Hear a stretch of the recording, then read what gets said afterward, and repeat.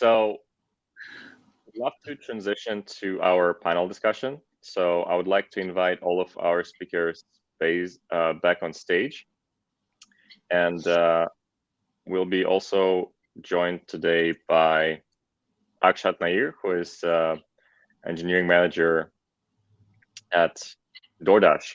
DoorDash is perhaps one of the largest data teams today in the world, definitely in Silicon Valley. So we have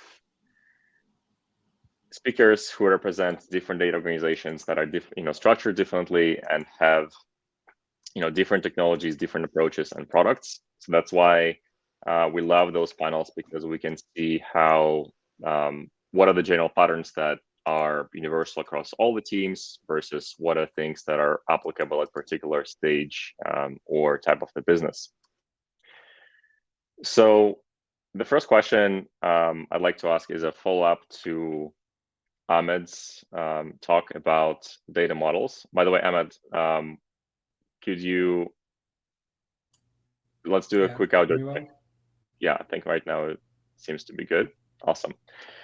So I feel like structuring data for us as data people is one of the biggest things we think about, because that ultimately influences how the rest of the organization can use it. And many of us have some ideals in our minds of how we should model data. Either it's a star schema approach, the old school, the data vault approach, the activity schema approach, but often it comes down to what actually can work in the reality today with our infrastructure and the team.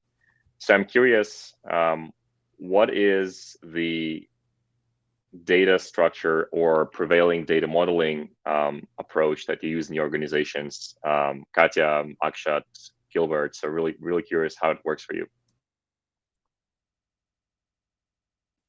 It's interesting. We actually use a combination of both the old school and what Ahmed proposed. So I think like data that comes out of any generic CDP integration, like a segment integration, looks very much like the event style data Ahmed proposed. And we're heavy users of that for analytics purposes. But we're also old school users of a star schema because, well, a star schema runs our production database, and we often have to answer questions about what's going on in there. So we use a combo approach. Yeah, we also have, I think, pretty much similar approach like what Gilbert said. It's like a combination approach.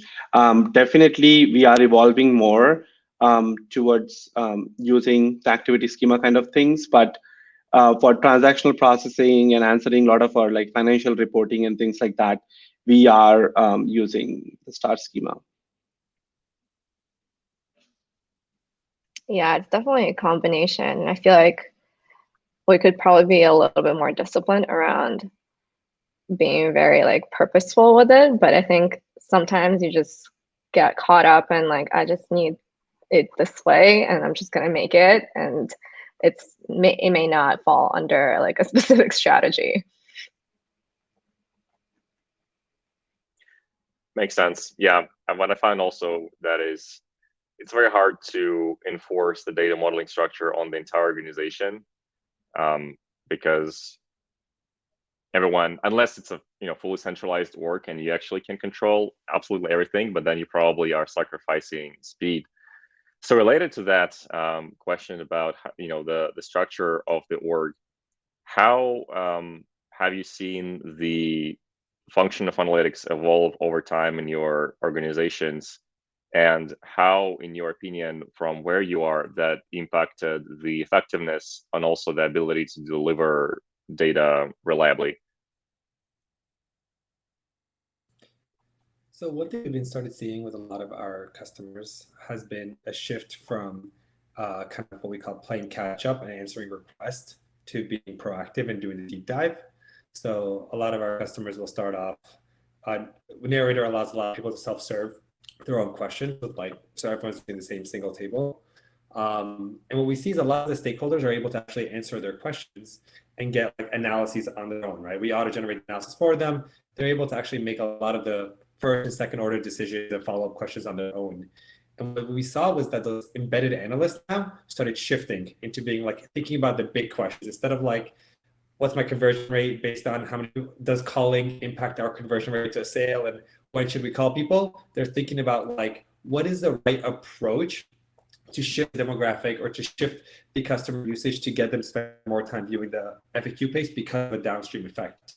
So by seeing that more proactive view of data analysts, I think what we've seen is that it makes a much bigger impact because it allows those data analysts to use that valuable skill set of asking really good questions. Yeah, definitely. I think I can agree with that. There's definitely a push and a shift towards data analytics having like a seat at the table where like we're more of thought partners and not so much like request takers.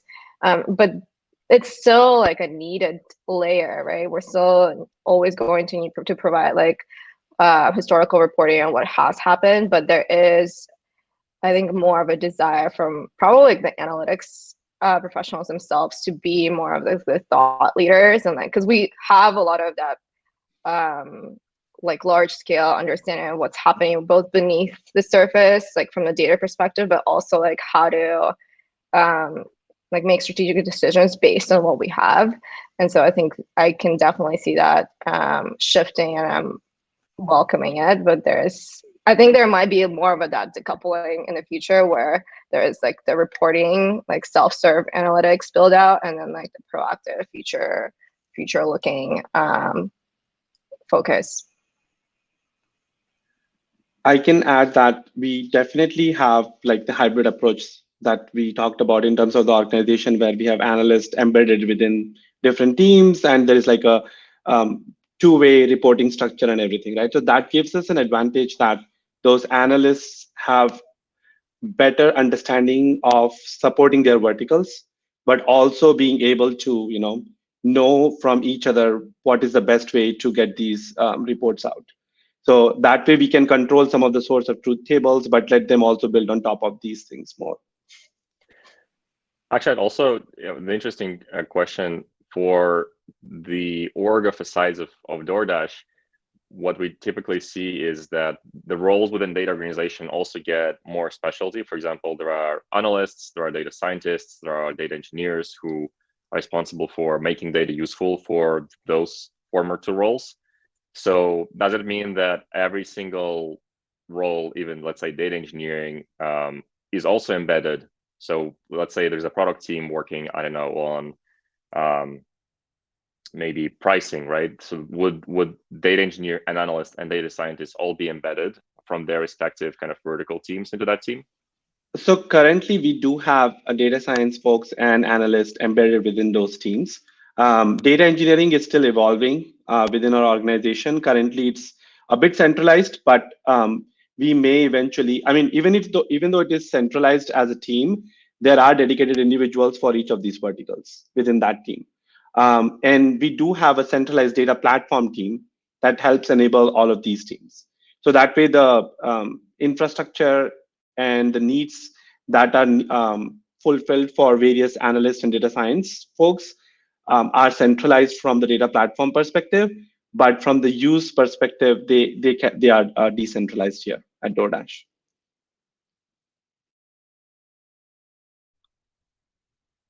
Cool. Gilbert, any thoughts on the team structure? Yeah, my only thought is that having an analyst without a business use case is like using a technology just to use it without a business case. So I don't think any structure that removes embedded analysts is ever going to work. I've never seen that be successful. You always have to have some sort of embedded relationship with your product stakeholders. You always have to have a consulting client relationship, and I don't think any other type of relationship has ever been successful. So related to that, I think originally when analytics was picking up maybe 10 years ago, the expectation was that data analysts or data scientists can do everything. So prepare the data for themselves, analyze the data, publish it to stakeholders, maybe do machine learning. Then we saw the increasing specialization. but then it seems like we've also faced the bottleneck. So data engineers were responsible for making data useful for data analysts, who then in turn turned that data into narratives for stakeholders. And there seems to be never enough data engineers. And so what we seem to see now is, with the development of tools like, for example, Narrator or DBT and other frameworks that kind of help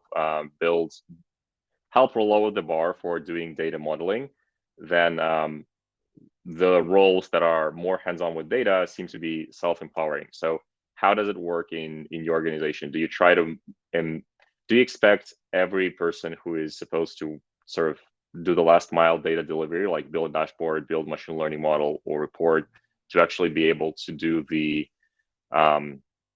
data preparation themselves, or is it still something that a central team, central org responsible for? So data delivery into the warehouse and data lake is being managed by the central team, but then how you use it is up to the analysts and the data science folks. And we also let them bring in more data sets into this pipeline by building a self-serve data platform pipelines. So we are enabling them to integrate more data sets, share it with external partners and ideas like that. But we do manage a standardized platform so that we are not going in 100 different directions. Yeah, I'm not like a big fan of the wave that sort of believes that analytics does not need to code or does not need to touch the underlying rows and columns.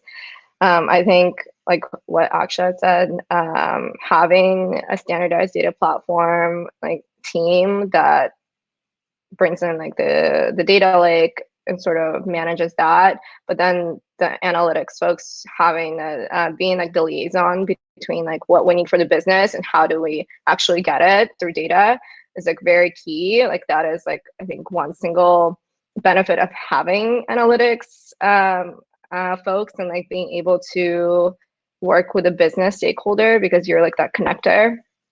So I'm very much a proponent of like analysts being able to script their own data sources, because like that enables more for speed and accuracy.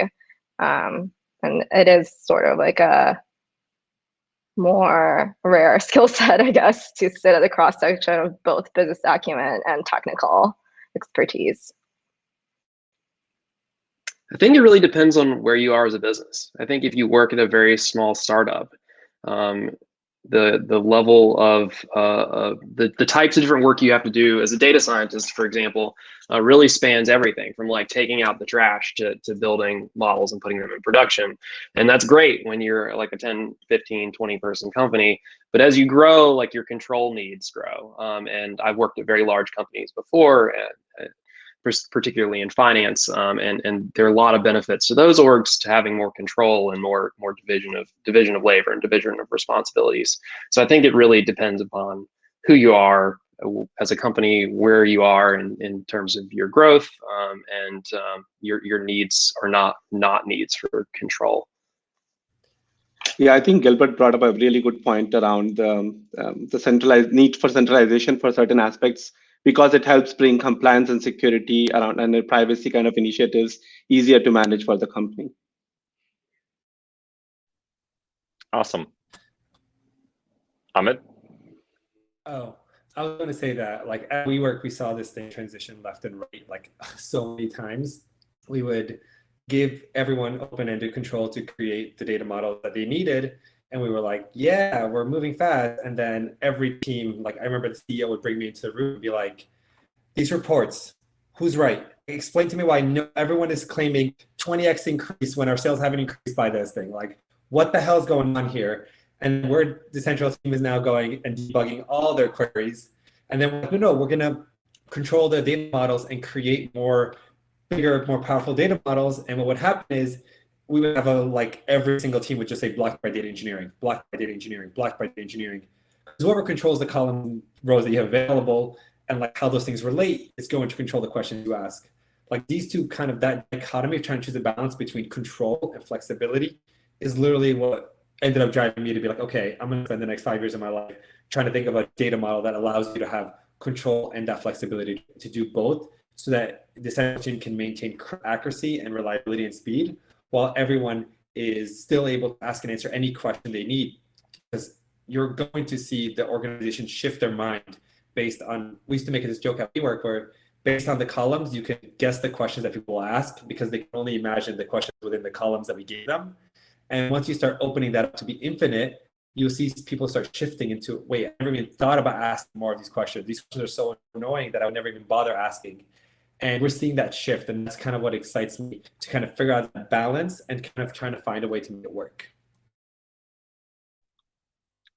Makes sense.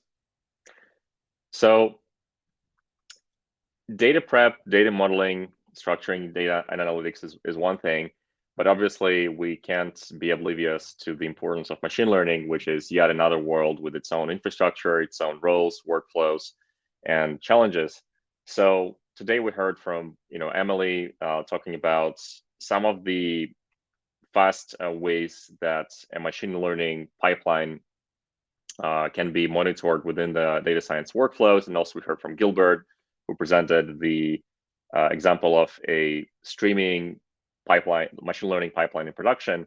So I'm curious, as we are learning how to do data monitoring, data testing for like the data prep workflow, for someone who is starting with machine learning and maybe just get the model in production, what are the top 3 things they should think about when, in terms of monitoring quality, testing quality? What are the top 3 things that they should introduce as soon as they, or even before they ship the first model to prod?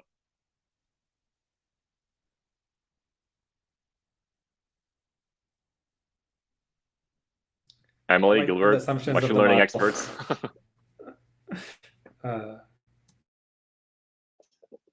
Yeah, I mean, usually just getting it to prod is the end goal, right? You just take a couple days off, go away on vacation. No,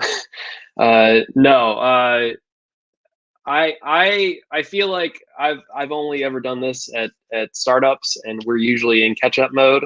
So we're usually reactive with what we do after we get it to prod. But the observability piece is always the hardest piece that always seems to come up as a reactionary thing after the fact. So I think observability into drift, observability into why any particular prediction is what it is for business users, those are always challenges. I wouldn't say we've solved them especially well, but there are definitely challenges that come up that we want to address. I agree there, and maybe because I have more engineering background, I would say that it's very important to understand that when you move your machine learning model in production, it's production service, and it makes sense to start with the all standard service health monitoring that we apply to any other services. And you cannot just like take your model, put it into Docker and start using it, right? So you need to use all this infrastructure, use your Prometheus database, Zabbix or Grafana or whatever is used in your organization, and apply it to your machine learning model. You might need to start logging more, more events, more metrics, but all the other infrastructure should be used there. And maybe a third thing I believe makes sense is to start thinking in advance about the actions you can take after you see some specific values of metrics or get some alarms, because, well, there are frankly a lot of different quality metrics and you can calculate, right? So a lot of drifts and things like that. And when you, for example, have like hundreds of features and you see that one particular feature is drifting, what are you going to do, right? So are you going to retrain your model or just ignore that? So it makes sense to think in advance how are you going to react, and only after that set up some alarms and monitoring architecture, let's say. So yeah, monitoring is super important. Like hire ML ops engineers. Just as an aside, as a piggyback on that statement. Yeah, hire some people who know how to do that stuff. Yeah, also on top of monitoring, I used to do AI for missile defense for the US government, and deploying those algorithms to production is a lot more on how do you make sure that this thing doesn't fuck up. one of the things that they make you do there, which is a good practice when you're pushing anything to be like tactical, is to define the exact assumptions you make by the model and have a separate system that checks to see, is the assumptions I made in this model still consistent? Like till today, I still interview machine learning engineers and ask them like, you know how to do a best fit line? And they're like, yeah. And I'm like, okay, tell me how to do a best fit line where no error is negative. And you'll see that most people ignore the assumptions that are made when we do these models. And you can see once they start thinking about the assumptions made, they realize that, okay, this model only works in these 17 specific conditions. And once any of them break, this model is going to behave very differently than expected. And making sure that we are write down those assumptions, I think, can really help with monitoring, to help kind of narrow down what we monitor, like Emily kind of mentioned with her shift in the user base.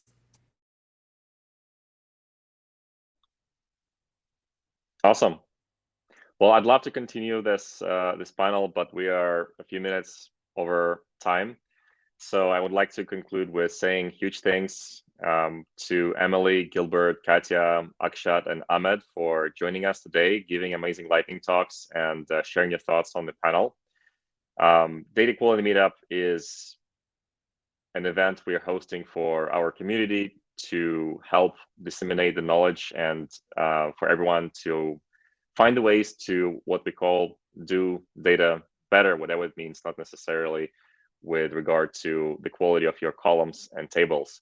So for everyone who is listening in, we'll be distributing the recording and the digest of the event. If you want to get in touch with the speakers, we'll also publish the best ways to get in contact with them. And with that, wish everyone great rest of their day or good night, depending on where you're dialing from.